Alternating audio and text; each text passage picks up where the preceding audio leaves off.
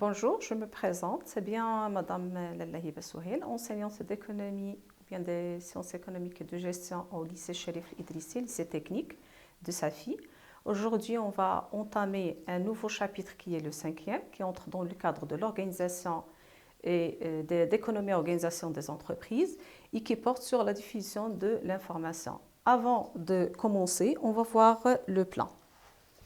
Notre plan va porter sur un petit rappel, l'introduction. Après, on va voir la diffusion de l'information écrite, la diffusion de l'information orale et la diffusion de l'information audiovisuelle. Et bien sûr, on va conclure par une petite conclusion. Commençons par le premier chapitre. Normalement, la diffusion de l'information, c'est le cinquième. On va récapituler ou bien rappeler ce qu'on a déjà vu dans les 4 chapitres précédents. Commençons par le premier chapitre qui a porté sur la notion de l'information. Bien sûr, dans un premier temps, on a essayé de définir l'information. Après, on a vu le cycle de traitement qui passe par 5 étapes, bien sûr, qui sont la saisie, la collecte, le traitement, la diffusion et l'archivage de l'information. Pour la saisie, c'est tout enregistrement de l'information. La collecte, c'est le fait de rassembler ou bien de regrouper des informations qu'on va analyser ou bien traiter. Par la suite, on va les transmettre aux personnes concernées ou bien les diffuser. Et finalement, la dernière phase, c'est le fait d'archiver ces informations. Après, on a vu l'origine. Donc, concernant l'origine de l'information peut être de base élémentaire ou bien d'entrée qu'on va traiter pour obtenir une information résultante, élaborée ou bien de sortie. On va voir un exemple. Supposons qu'une entreprise désire augmenter les salaires ou bien accorder une prime sur l'ancienneté de ses salariés. Bien sûr, pour pouvoir calculer le salaire majoré de la prime d'ancienneté, on doit disposer d'un certain nombre d'informations. Parmi ces informations, on a besoin de l'ancienneté, par exemple, de la personne, de son salaire, d'un taux de majoration, etc. Ces éléments constituent des éléments ou bien des informations de base, d'entrée ou bien élémentaires. C'est-à-dire, sans ces informations, on ne peut pas calculer le salaire avec la majoration qui constitue une information résultante.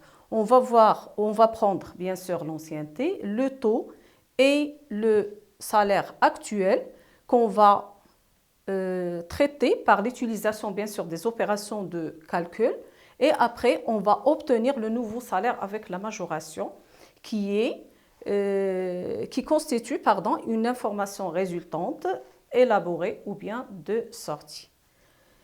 Après, on a traité les caractéristiques de l'information. Bien sûr, toute information a des caractéristiques.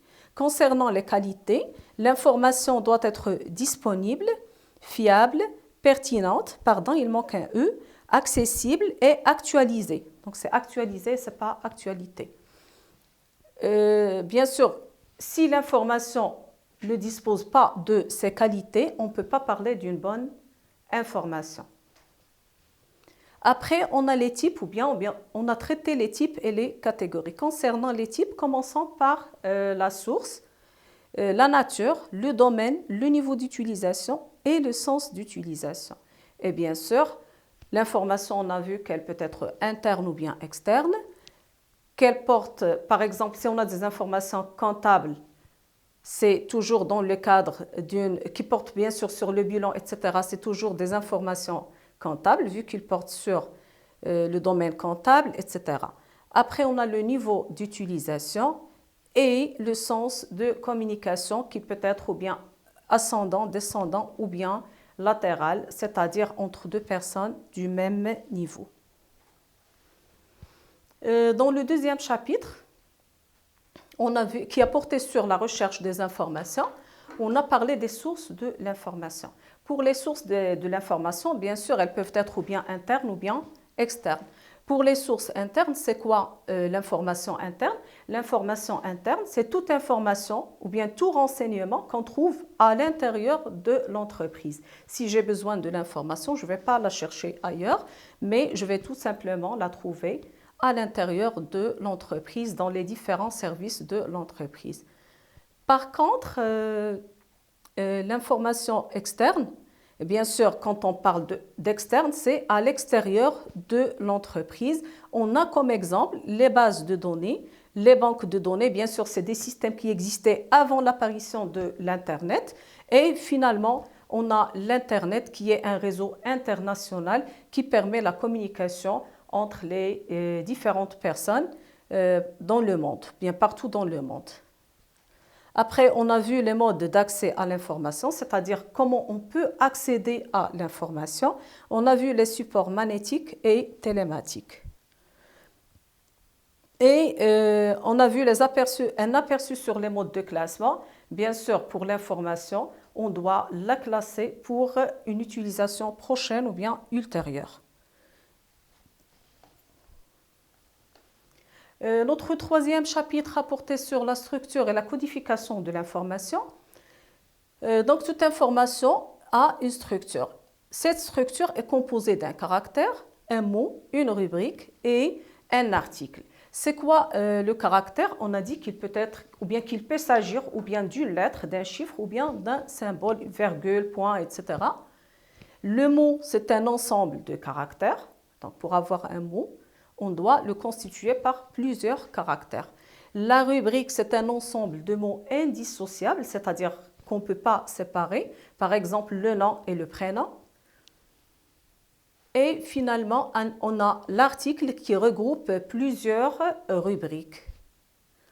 Après, on a passé à la codification. Donc, pour la codification, elle peut être fonctionnelle ou technologique. Quelle est la différence entre codification fonctionnelle et codification technologique? La codification fonctionnelle, elle est effectuée par l'homme, c'est-à-dire c'est l'homme qui fait cette opération de codification fonctionnelle. Par contre, la codification technologique, comme son nom l'indique, elle est réalisée ou bien elle est faite par la machine ou bien par l'ordinateur. Bien sûr, l'utilité de la codification, c'est utiliser des codes ou bien utiliser un langage qui est abrégé, qui permet bien sûr de gagner de l'espace, etc. Dans un quatrième chapitre, on a vu la collecte de l'information. Bien sûr, pour la collecte de l'information, on a vu toujours qu'il y a des informations d'origine interne et des informations d'origine externe. Quelle que soit l'origine de l'information, c'est-à-dire interne ou bien externe, on va les collecter pour les traiter. Pour le traitement, comme on l'a déjà vu, il peut être ou bien manuel ou bien informatisé, c'est-à-dire que je peux le réaliser manuellement ou bien en utilisant l'ordinateur. Après, on va enregistrer, mémoriser, saisir et diffuser ou bien transmettre l'information aux tierces ou bien aux personnes intéressées. Pour la saisie sur les supports papier, on a vu le support papier, c'est tout document qui permet bien sûr la conservation des informations. Pour le support papier, ses caractéristiques, on a traité le format de base le plus utilisé, comme on a déjà vu, c'est le format A4. Bien sûr, il y a plusieurs formats, du format A0 au format A7. Le format le plus grand, si on veut, c'est le format A0 et le plus petit, c'est le format A7. Pour le sens d'utilisation, on a vu deux sens d'utilisation. On a vu l'utilisation à l'italienne et à la française. À la française, qu'on a appelée portrait, bien sûr, c'est une utilisation verticale, ou bien à l'italienne, c'est une utilisation horizontale. Pour la couleur de papier, on a vu qu'on doit, dans certains cas, on doit utiliser plusieurs couleurs. On prend l'exemple d'une entreprise. Une entreprise a des fiches clients, fiches personnelles, fiches fournisseurs, etc. Pour faire la distinction entre toutes ces fiches, elle doit utiliser différentes couleurs. Et après, on a vu que la qualité du papier dépend de son utilisation. S'il s'agit d'un document que je vais, ou bien d'un papier que je vais utiliser pour longtemps, ou bien que j'utilise fréquemment, il doit être ou bien il doit être de très bonne qualité. Par contre, si j'utilise un brouillon, etc., donc ça ne nécessite pas un produit ou bien un papier de haute qualité. Après, toujours dans le cadre des supports papier, on a vu les documents de position et les documents de liaison. Quelle est la différence entre documents de position et documents de liaison? La différence, c'est que pour le document de position, c'est un document qui est gardé à l'intérieur de l'entreprise. Par contre, le document de liaison, c'est un document que je vais transmettre à une autre personne. Pour la différence, bien sûr, on a vu plusieurs points de différence. Par exemple, le document de liaison, il contient un titre. Par contre, celui de position, il ne va pas contenir un titre. Pourquoi? Tout simplement parce que le document de position, il est utilisé par la même personne. Donc, elle n'a pas besoin d'un titre. Elle sait déjà de quoi il s'agit. Par contre, le document de liaison, vu que je vais le transmettre à une autre personne, la première des choses à voir, c'est le titre pour avoir une idée sur le document, bien sûr, de quoi il s'agit. On a vu bien sûr la présentation et la conception des deux documents.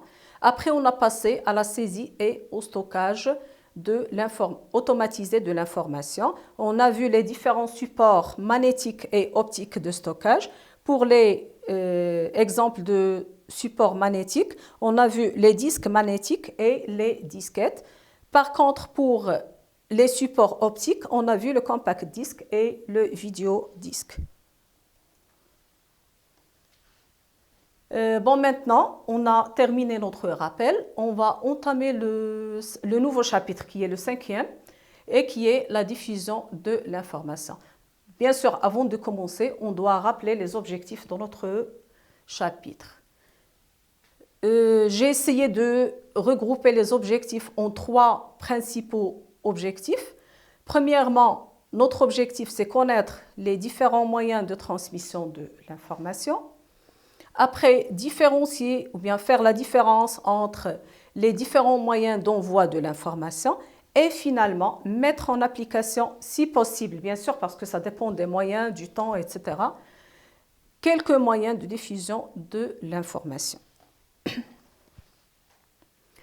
Donc, c'est quoi la diffusion de l'information? La diffusion de l'information, tout simplement, c'est sa transmission ou bien son envoi à une autre personne. C'est la transmission ou l'envoi d'un renseignement à un tiers. Le choix, bien sûr, si je veux choisir un outil, il dépend toujours de l'information. C'est-à-dire, comment il est l'information que je désire transmettre.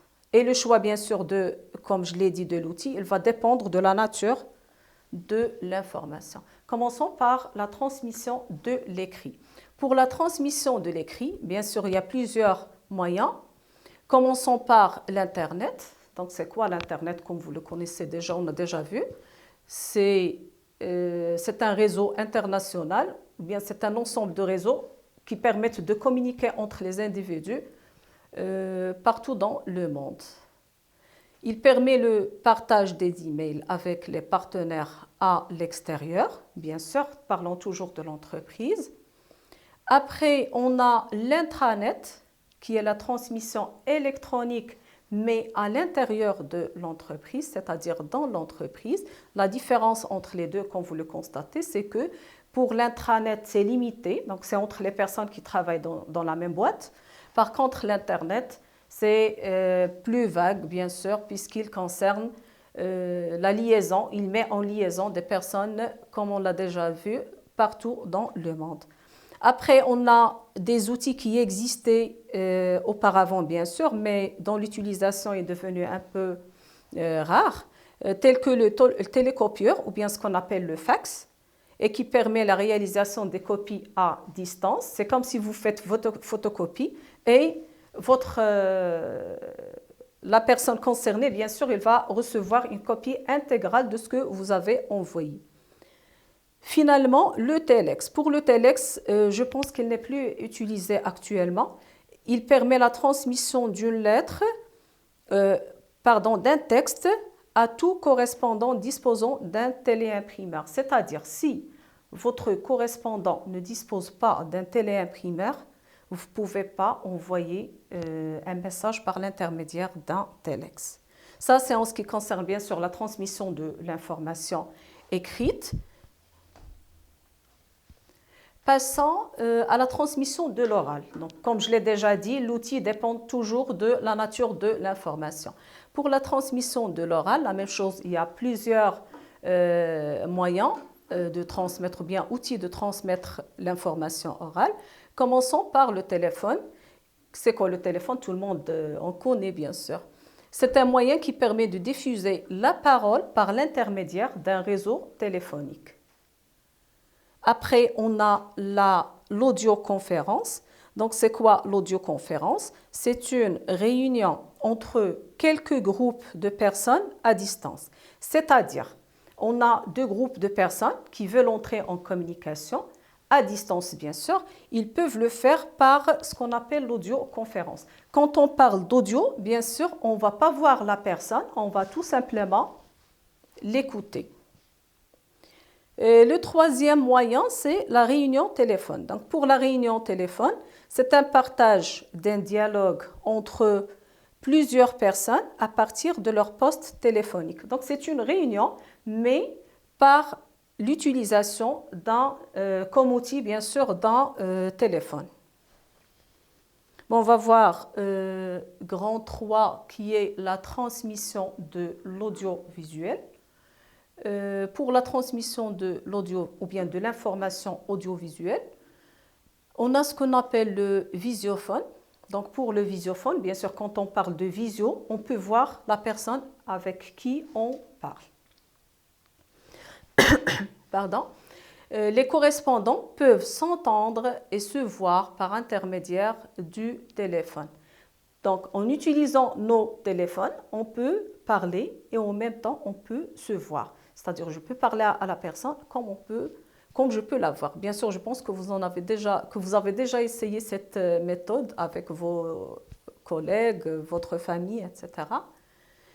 Passons au deuxième moyen qui est la visioconférence. Pour la visioconférence, c'est quoi?